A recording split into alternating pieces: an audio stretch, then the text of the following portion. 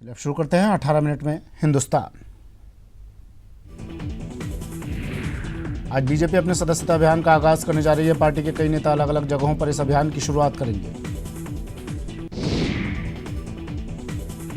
प्रधानमंत्री नरेंद्र मोदी आज यूपी के वाराणसी जाएंगे, जहां वो एक बार फिर बीजेपी के सदस्यता अभियान को लॉन्च करेंगे। पीएम मोदी बाबतपुर एयरपोर्ट पर लाल बहादुर शास्त्री की प्रतिमा का अनावरण भी करेंगे और नवग्रह वाटिका में पौधरोपण के कार्यक्रम में भी शामिल होंगे। पीएम वाराणसी में तो गृह मंत्री अमित शाह तेलंगाना में बीजेपी के सदस्यता अभियान की शुरुआत करेंगे और राज्य के पार्टी लीडर्स से मीटिंग कर पार्टी की महत्वाकांक्षाओं के बारे में चर्चा करेंगे। अमित शाह तेलंगाना में तो वहीं रक्षा मंत्री राजनाथ सिंह जयपुर में बीजेपी के सदस्यता अभियान की शुरुआत करेंगे, जिसका कार्यक्रम कृषि अनुसंधान केंद्र स्थित सभागार में आयोजित किया जाएगा। अमेठी सांसद और केंद्रीय मंत्री स्मृति ईरानी भी अमेठी में बीजेपी सदस्यता अभियान का शुभारंभ करेंगी। स्मृति के अमेठी दौरे में कुछ योजनाओं का लोकार्पण और शिलान्यास भी शामिल है। राजस्थान के सांसद ओम बिरला लोकसभा स्पीकर बनने के बाद पहली बार प्रदेश दौरे पर आ रहे हैं। जयपुर विधानसभा में ओम बिरला का स्वागत किया जाएगा, जिसके लिए सभी तैयारियां पूरी कर ली गई हैं। कांग्रेस नेता राहुल गांधी आज बिहार के पटना कोर्ट में मानहानि के केस में पेश होंगे। राहुल पर यह केस बिहार के डिप्टी सीएम सुशील कुमार मोदी ने दाखिल किया है। शुक्रवार को बजट 2019-20 पेश होने के बाद आज से पेट्रोल डीजल के दामों में इजाफा हो गया। पेट्रोल के दामों में प्रति लीटर ₹2.41 का इजाफा हुआ है, जिसके बाद पेट्रोल का दाम ₹73.56 प्रति लीटर पहुंच गया है।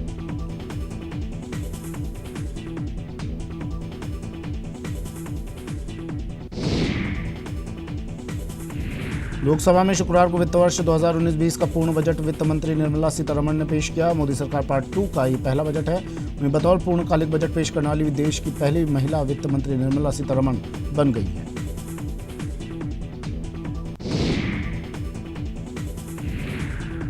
वित्त मंत्री निर्मला सीतारमण के पहले बजट को पीएम मोदी ने देश को समृद्ध बनाने वाला, उद्यमियों को मजबूत बनाने वाला बजट बताया है। प्रधानमंत्री नरेंद्र मोदी ने कहा कि इस बजट में स्पेस रिसर्च से लेकर वैज्ञानिक अनुसंधान आम नागरिक के लिए ईज ऑफ रिफॉर्म भी है। पीएम मोदी ने यह भी कहा कि इस बजट से किसान, ग्रामीण, युवा, महिलाओं, मध्यम वर्ग सबको लाभ मिलेगा। पीएम ने कहा कि महिला वित्त मंत्री और उनकी पूरी टीम ने विकास को गति देने वाला और भविष्य को ध्यान में रखकर यह बजट बनाया है। रेल मंत्री पीयूष गोयल ने रेलवे को और अधिक मजबूत बनाने के लिए वित्त मंत्री निर्मला सीतारमण का धन्यवाद किया और कहा कि अगले 10 सालों में 50 लाख करोड़ रुपए के निवेश का जो लक्ष्य रखा है, उससे देश की तस्वीर बदल जाएगी। कैबिनेट मंत्री नितिन गडकरी ने कहा कि पिछले 5 सालों में हमने पहले ही अर्थव्यवस्था को दोगुना कर दिया है और अब भरोसा है कि अगले 5 साल में हम $5 ट्रिलियन से अधिक की अर्थव्यवस्था होंगे।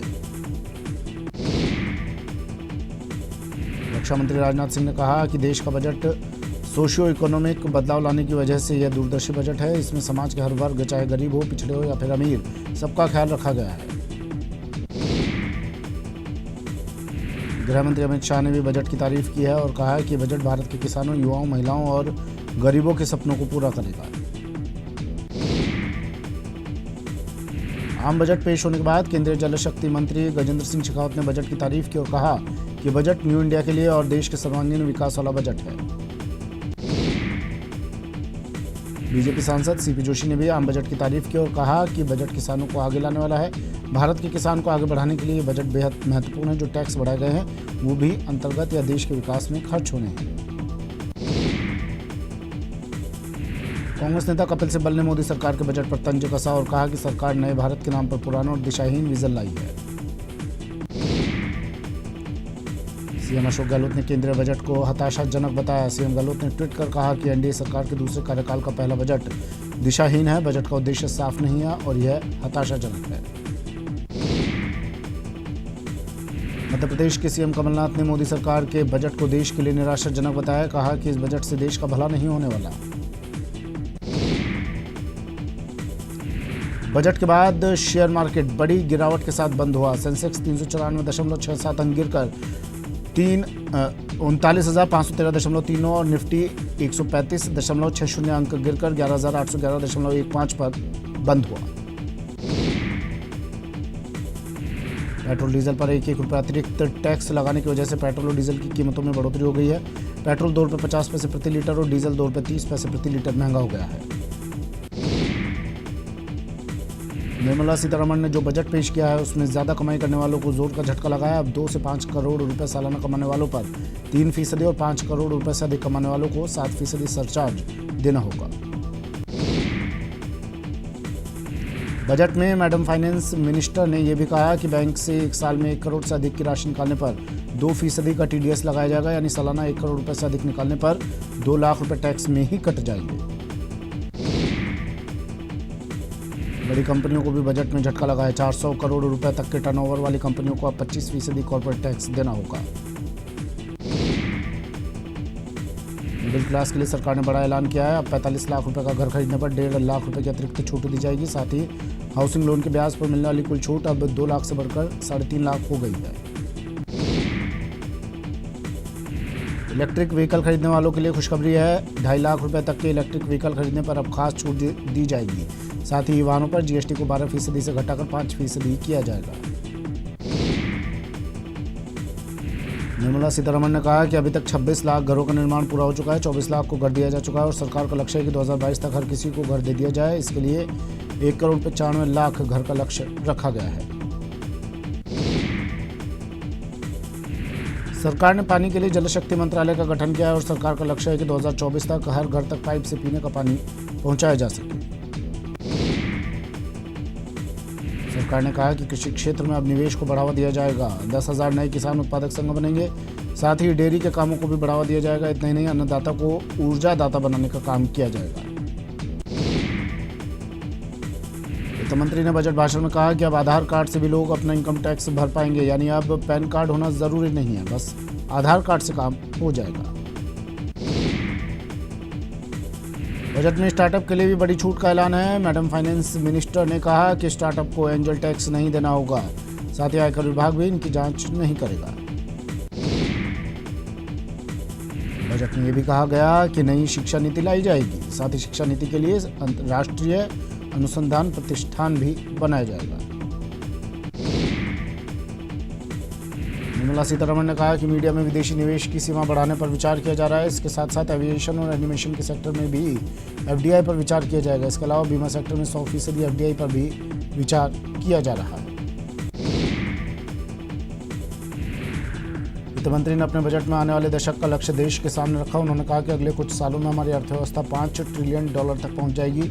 इस दौरान उन्होंने प्रदूषण मुक्त भारत, चिकित्सा उपकरणों पर जोर, जल प्रबंधन, अंतरिक्ष कार्यक्रम, चंद्रयान, गगनयान जैसे पॉइंट्स भी गिनाए। देश के नए बही खाते के हिसाब से सस्ते होने वाले सामानों की फहरिस्त में इलेक्ट्रिक गाड़ियां और उनके पुर्जे, कैमरा मॉड्यूल और mobile charger, set top box और आयातित रक्षा उपकरण शामिल हैं।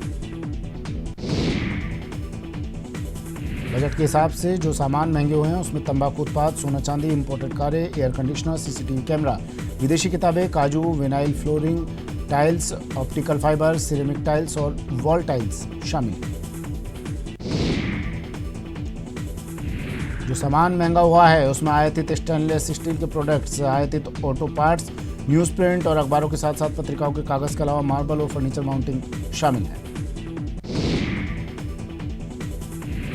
बजट के बाद प्रेस कॉन्फ्रेंस कर वित्त मंत्री निर्मला सीतारमण ने कहा कि ग्रामीण इलाके के लिए बजट में खास ध्यान रखा गया है। शहरी इलाकों के लिए भी बजट में योजनाओं की घोषणा की गई है।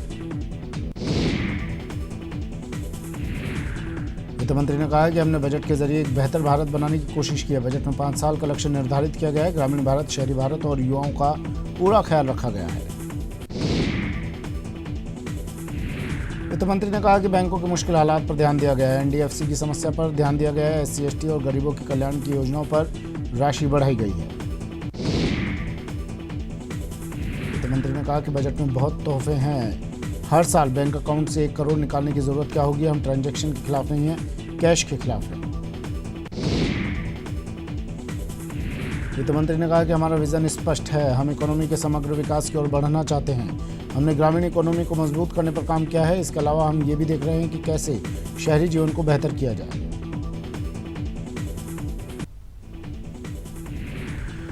सीएम अशोक गहलोत ने केंद्रीय बजट को हताशाजनक बताया। सीएम गहलोत ने ट्वीट कर कहा कि एनडीए सरकार के दूसरे कार्यकाल का पहला बजट दिशाहीन है। बजट का उद्देश्य साफ नहीं है और यह हताशाजनक है। बजट में अर्थव्यवस्था की प्रगति के लिए कोई ठोस प्लान और हल पेश नहीं किया गया।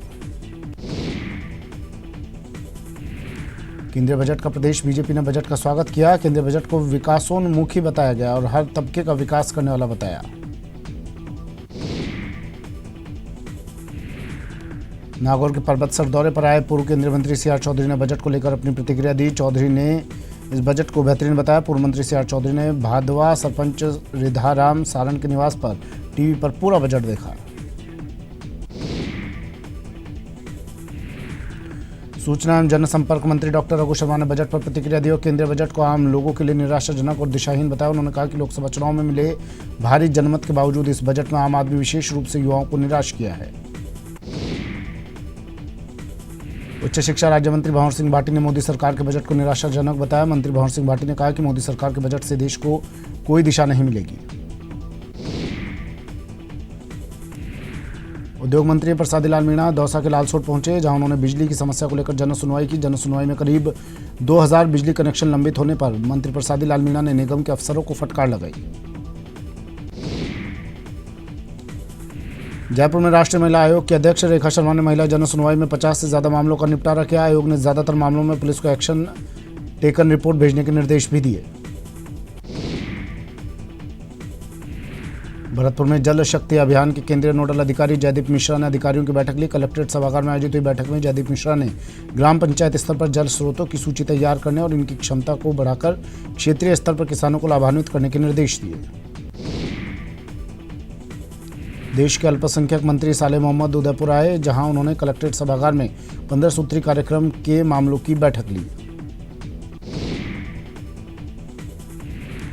अलवर के कलेक्ट्रेट सभागार में शक्ति अभियान को लेकर जिला कलेक्टर ने समीक्षात्मक बैठक की, जिसमें कलेक्टर ने अभियान को लेकर जिले की ब्लॉक वाइज प्रोग्रेस रिपोर्ट ली। ऊर्जा एवं जन स्वास्थ्य अभियांत्रिकी मंत्री बीडी कल्ला एक दिवसीय दौरे पर भरतपुर पहुंचे, जहां उन्होंने मिनी सचिवालय सभागार में अधिकारियों की बैठक ली।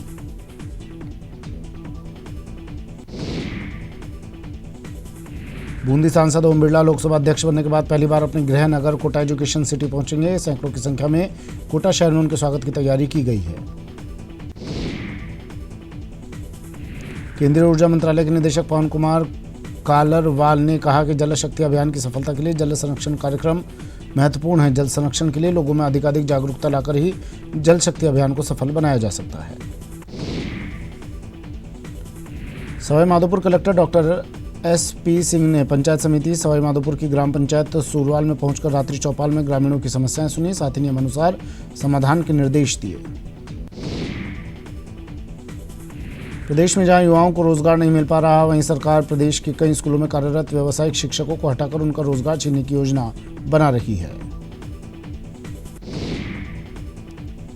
प्रदेश में गुर्जर सहित अन्य जातियों को 5% आरक्षण देने की चुनौती देने वाली याचिका पर राजस्थान हाईकोर्ट मुख्यपीठ जोधपुर में सुनवाई हुई।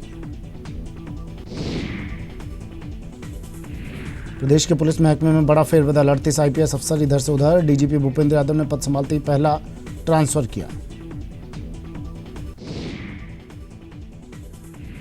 सवाईमाधोपुर के बालगृह में आवासित एक 16 वर्षीय किशोर ने देर रात फांसी का फंदा लगाकर अपनी जीवन लीला समाप्त कर ली। घटना की सूचना मिलने पर कोतवाली थाना पुलिस मौके पर पहुंची और शव को जिला अस्पताल की मोर्चरी में रखवाया। भरतपुर के सुजान गंगा नहर में युवक का तैरता हुआ शव मिला। कल युवक ने नहर में छलांग लगाई थी। एनडीआरएफ की टीम ने कल 6 घंटे तक सर्च ऑपरेशन चलाया था। काफी प्रयास के बाद भी कल शव नहीं मिला था। मामले की पुलिस को सूचना दे दी गई।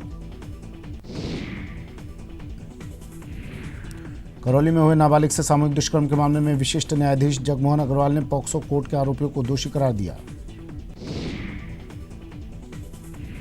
बाड़मेर के गीड़ा थाना में 2 बहनों से गैंगरेप का मामला सामने आया था। मामले में न्यायालय ने अपना फैसला सुना दिया है, जिसमें दोनों आरोपियों को 20-20 साल का कारावास और 25-25 हज़ार का जुर्माना लगाया है।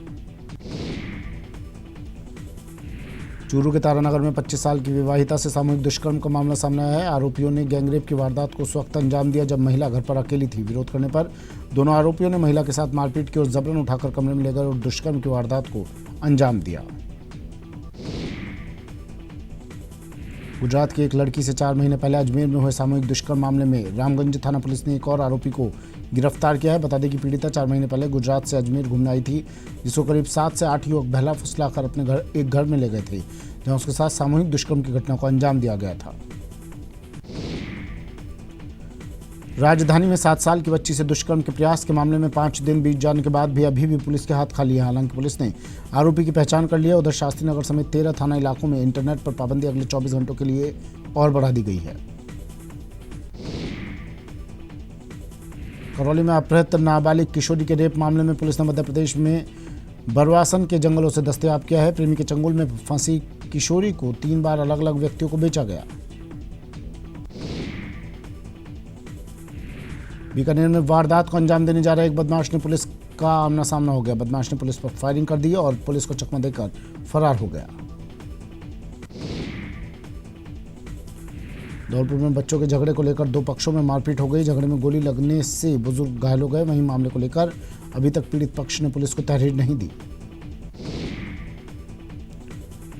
बारा में कार निकालने को लेकर विवाद हुआ। आधी रात को पुलिस चौकी से 50 मीटर दूर बीच सड़क पर लात घूंसे जमकर चले। राजसमंद देवगढ़ थाना क्षेत्र के कामली घाट चौराहे पर एक महिला पर देह व्यापार करवाने का आरोप लगाते हुए मारपीट की गई। साथ ही महिला का वीडियो भी बनाकर सोशल मीडिया पर डाल दिया। झालावाड़ की मिश्रौली थाना पुलिस ने अंतर्राज्यीय गिरोह के 4 सदस्यों को गिरफ्तार किया है। बदमाशों के पास से एक देसी पिस्टल, एक देसी 12 बोर का कट्टा, 4 जिंदा कारतूस बरामद हुए। बता दें कि 2 आरोपी विजय शिविन जाट बागपत उत्तर प्रदेश के रहने वाले हैं। कोटा की एनडीपीएस कोर्ट ने फैसला सुनाते हुए चरस तस्कर को 20 साल की सजा सुनाई। जुर्माना अदा नहीं करने पर आरोपी को 2 साल के अतिरिक्त कारावास की सजा भुगतनी होगी। श्रीगंगानगर के श्रीकरणपुर थाना पुलिस ने पंजाब के 2 नामी तस्करों को प्रोडक्शन वारंट पर रखा है, जिससे पिछले 2-3 दिनों से विभिन्न खुफिया एजेंसियां पूछताछ कर रही हैं। अलवर के गोविंदगढ़ थाना क्षेत्र में गो तस्करों की पिकअप रास्ते में फंस गई। ग्रामीणों के वहां पहुंचने पर गो तस्कर गाड़ी छोड़कर फरार हो गए। वहीं सूचना पर पहुंची पुलिस ने गाड़ी को जब्त किया और गायों का मेडिकल करवाया, जिसके बाद सभी गायों को गौशाला भिजवाया गया। और अब बात बेनामी पर आयकर वार की। राजस्थान में आयकर विभाग एक बार फिर एक्शन में है। आयकर विभाग की टीम ने प्रदेश में कई जगहों पर बेनामी संपत्तियों पर कार्रवाई की। पाली, जैसलमेर और झुंझुनू जिलों की 9 गांवों में कुल 34 बेनामी संपत्तियों को आयकर विभाग ने अटैच किया। चूरू का खनन विभाग जिला कलेक्टर संदेश नायक के निर्देशों के बाद अब दुरुस्त हुआ है। लंबे अरसे बाद हरकत में आए खनन विभाग ने कड़ी कार्रवाई करते हुए बीदासर तहसील के गांव बालेरा में अवैध खनन पर 3 लाख रुपए का जुर्माना वसूलने की कार्यवाही की।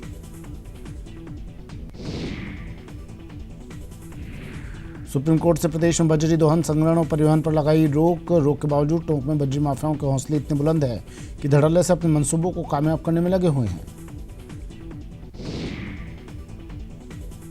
चित्तौड़गढ़ के भूपाल सागर इलाके में स्कॉर्पियो सवार बदमाशों ने घर में घुसकर परिजनों के साथ जमकर मारपीट की। साथ ही घर में रखी नकदी, गहने लूटने के साथ ही विवाहिता का भी अपहरण कर मौके से फरार हो गए। डूंगरपुर की सागवाड़ा थाना पुलिस ने मृत लोगों के फर्जी तरीके से बीमे करवाकर लाखों रुपए की क्लेम राशि उठाने वाले गिरोह का पर्दाफाश किया है।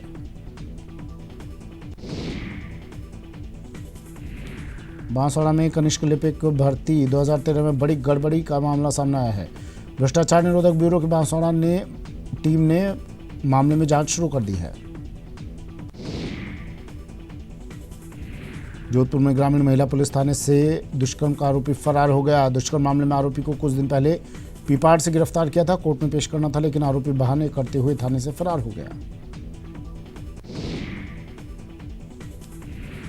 सवाईमाधोपुर जिले में इन दिनों अपराधियों के हौसले बुलंद नजर आ रहे हैं। ताजा मामला जिले के खंडार थाना क्षेत्र का है, जहां बीती रात तलवाड़ा गांव में अज्ञात चोरों ने आधा दर्जन से भी अधिक घरों में चोरी की वारदात को अंजाम दे दिया। बूंदी के नैनवा कस्बे में काली माता मंदिर में रात को चोरी हुई। अज्ञात चोरों ने मंदिर के गेट का ताला तोड़कर पेटी में रखे 3 छत्र और एक मुकुट चुरा लिए। श्रीगंगानगर के किसान नेताओं और जनप्रतिनिधियों ने पंजाब में बीकानेर कैनाल से पंजाब के किसानों द्वारा अंडरग्राउंड पाइपलाइन बिछाकर पानी की चोरी पकड़ी। नागौर के मेड़ता तहसील के सोगावास गांव में बीती रात कुछ अज्ञात जानवरों ने यहां के एक भेड़ बाड़े को अपना निशाना बनाया, जिससे भेड़ बाड़े में मौजूद 69 भेड़ों की मौत हो गई। सादुलपुर जलदाय विभाग में कार्यरत एक दिव्यांग ड्राइवर ने अपने ही विभाग के एक अधिकारी पर प्रताड़ना का आरोप लगाया। दिव्यांग का कहना है कि 50% तक दिव्यांग है, जिसके बाद भी उसको ऐसी जगह ट्रांसफर कर दिया जहां उसे आने जाने में दिक्कतों का सामना करना पड़ रहा है।